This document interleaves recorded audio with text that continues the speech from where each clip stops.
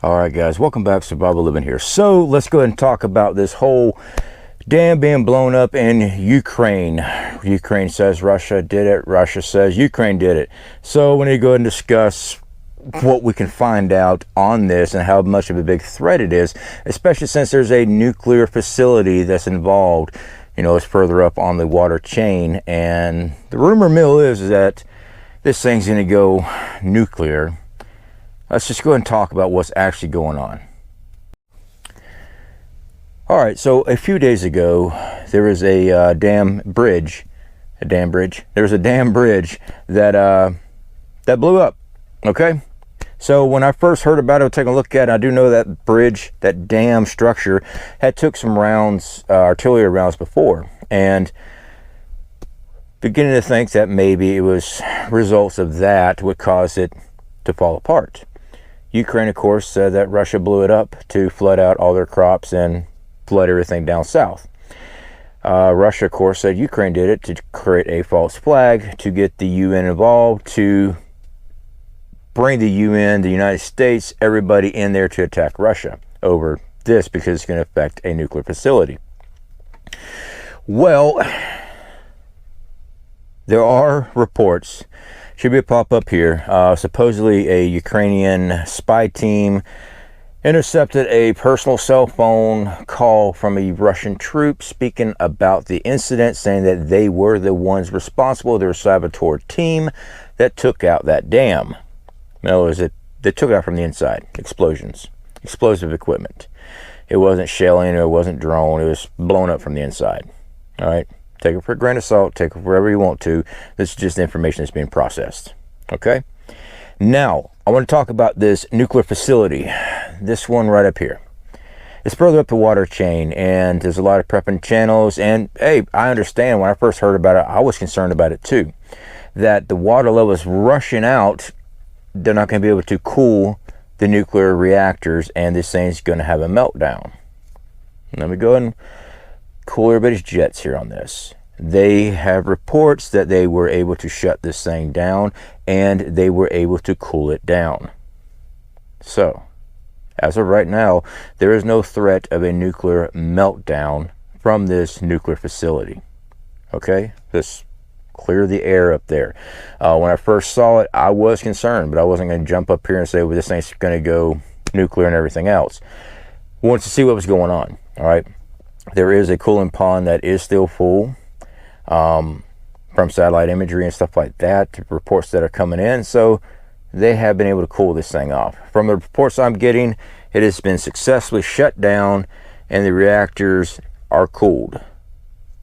So there's no threat of this thing doing meltdown unless it's a saboteur event on the nuclear facility itself.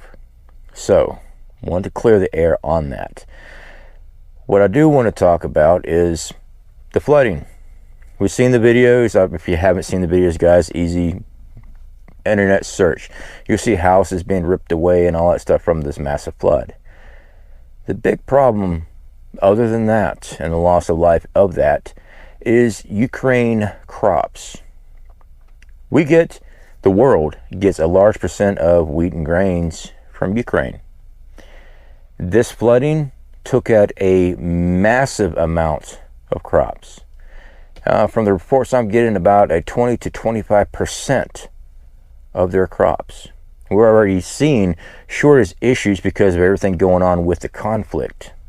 Now, what does wheat and all that stuff have to do with you? Well, in our foods that we get from the stores, there's wheat, there's grains, there's all kind of different stuff. They're all combined, brought in from around the world to make a product. When that availability is limited, they cannot make that product, at least not the same product. So you'll start seeing shortages in that aspect. It's one of the reasons we tell everybody to stock up food.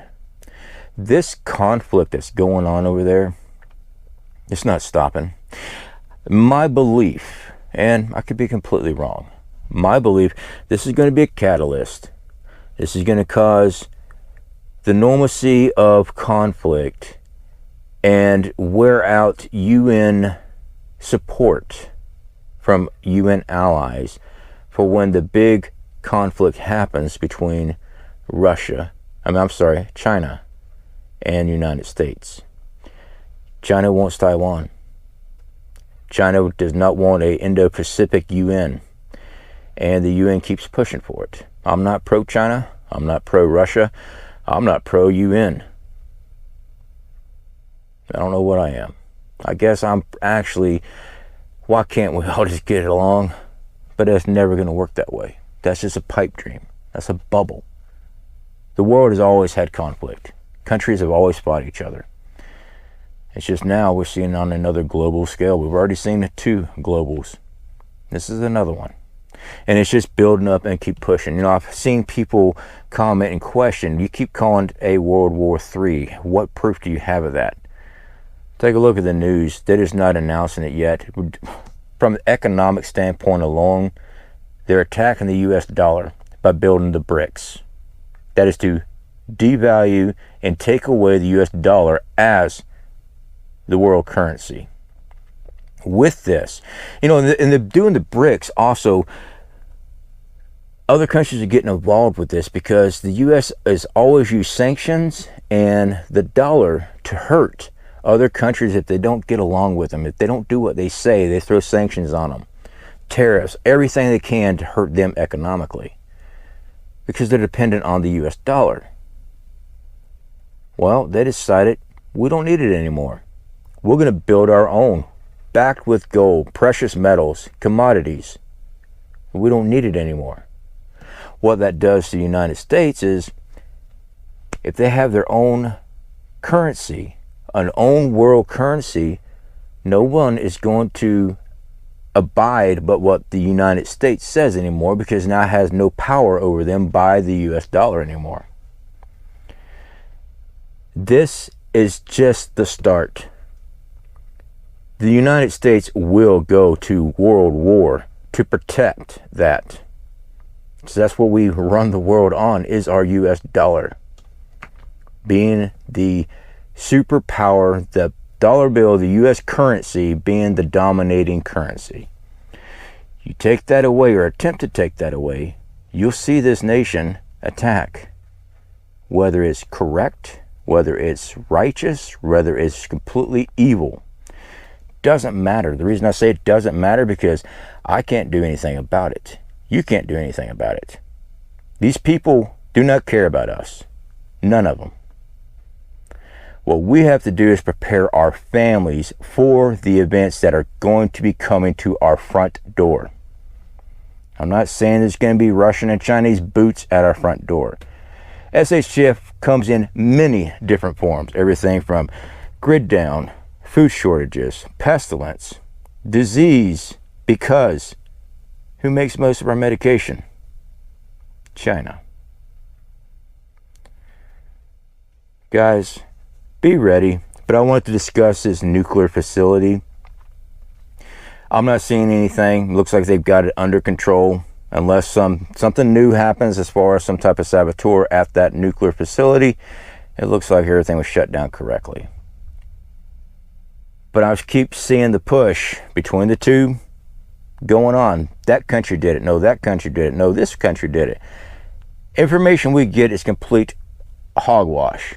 Every time I see that bumbling idiot commander-in-chief go up there and babble on about stuff, I know he's too worried about giving kindergartners the ability to have gender reconstructive surgery things at kindergarten. He's more worried about that than making sure that American people have jobs and has food on their table.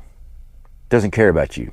Doesn't care about me. All they care about is their own agenda. And then it's not just that bumbling idiot. Every single one of them. You know, I got people up here, well, I'm pro-Trump. I don't care what you're pro-whatever. A politician is still a politician in my eyes. They do not care about us one bit. They might tell you what you want to hear. But it was also Trump that pushed a mandatory fast track on everybody, didn't he? Yeah, the arm jab. But, you know, he's just a great guy. All politicians are politicians. They do not care about you. They do not care about me. The only people that care about you is you and your family. Who cares about your family? You do.